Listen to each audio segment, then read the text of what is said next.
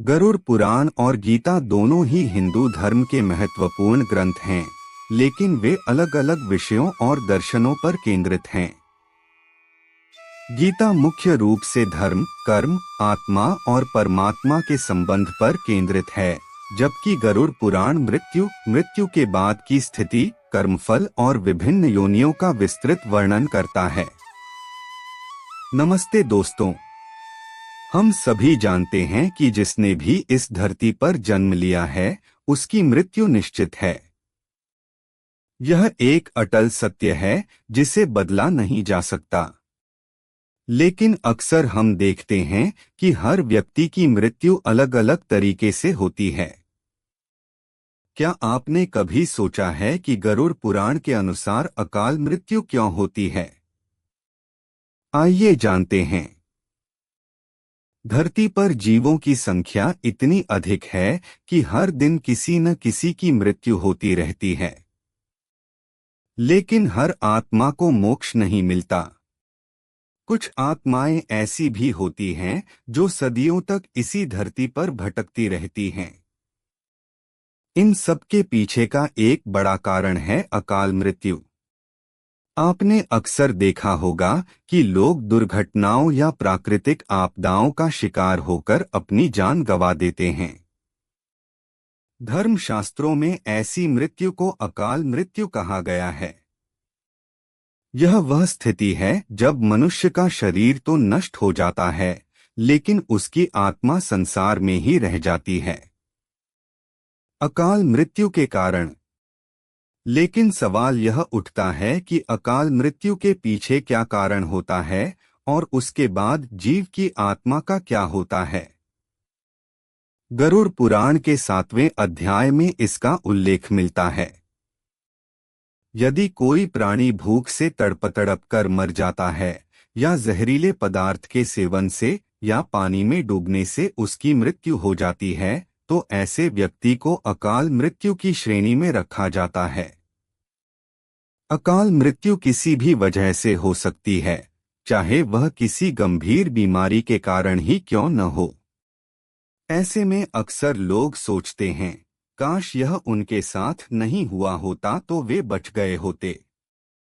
गरुड़ पुराण में श्रीहरि के वाहन पक्षीराज गरुड़ भगवान विष्णु से पूछते हैं कि जब वेदों में मनुष्य की आयु 100 साल निश्चित की गई है, तो उनकी अकाल मृत्यु क्यों हो जाती है। इसका अर्थ है कि हर व्यक्ति की मृत्यु तभी होती है जब उसके पास धर्म कार्यों के लिए शक्ति नहीं होती या उसका शरीर उसे धर्म कार्य करने की अनुमति नहीं देता। इसके साथ ही जब कोई व्यक्ति अपनी इच्छा से धर्म कार्यों को त्याग देता है, तो धरती पर उसके जीवन की अवधि कम होती जाती है। मनुष्य की आयु भले ही 100 साल हो, लेकिन अपने कर्मों के माध्यम से वह अपनी उम्र को खुद ही नष्ट करता चला जाता है। धर्म और वेदों का ज्ञान न होने के कारण व्यक्ति जान ही नहीं पाता कि वह कब कुकर्म करता चला जा रहा है। अकाल मृत्यु के बाद आत्मा का क्या होता है? गरुड़ पुराण में भगवान विष्णु आगे कहते हैं कि मनुष्य के जीवन के 7 चक्र निश्चित हैं। ऐसे में अकाल मृत्यु को प्राप्त होने वाले जो मनुष्य इस चक्र को पूरा नहीं कर पाते, उन्हें मृत्यु के बाद भी बहुत से कष्ट भोगने पड़ते हैं। दरअसल अचानक मृत्यु होने के कारण व्यक्ति की इच्छाएं, कामनाएं और तृष्णाएं अधूरी रह जाती हैं, जो कभी पूरी नहीं हो पाती। ऐसे में मनुष्य का शरीर नष्ट हो जाता है, लेकिन आत्मा का मोह नहीं छूटता। इस स्थिति में अकाल मृत्यु वाली आत्माएं अपने घर वालों तक पहुंच जाती हैं और अपनी इच्छाएं पूरी करने की कोशिश करती हैं। गरुड़ पुराण में बताया गया है कि प्राकृतिक मौत से मरने वाले व्यक्तियों को 3, 10, 13 या 40 दिन में दूसरा शरीर प्राप्त हो जाता है। लेकिन अकाल मृत्यु के बाद आत्मा पहले भूत, प्रेत, पिशाच, कुष्मांडा, ब्रह्मराक्षस, वेताल और छात्रपाली जैसी योनियों में भटकती रहती है। उनकी आत्मा को शांति नहीं मिलती। इस पुराण में आत्महत्या को सबसे निंदनीय और घृणित अकाल मृत्यु बताया गया है। इसके संबंध में श्रीहरि ने आत्महत्या को परमात्मा का अपमान करने के समान अपराध बताया है। ऐसी जीवात्मा को न तो स्वर्ग लोक की प्राप्ति होती है और न ही नरक लोक। जीवात्मा की इस अवस्था को अकृत कहा जाता है।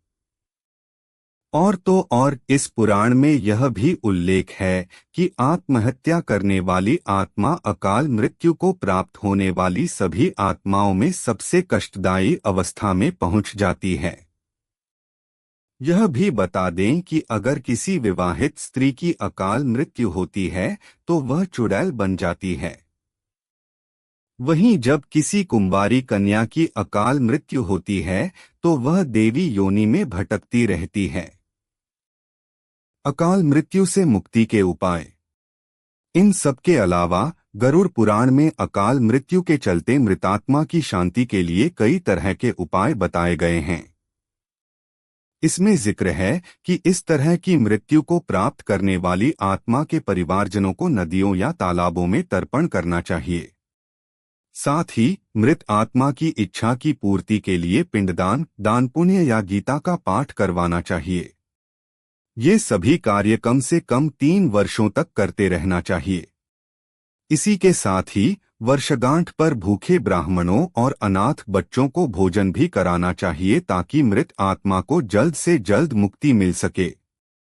तो दोस्तों, आपने जाना कि गरुड़ पुराण के अनुसार अकाल मृत्यु क्यों होती है और उसके बाद आत्मा का क्या होता है।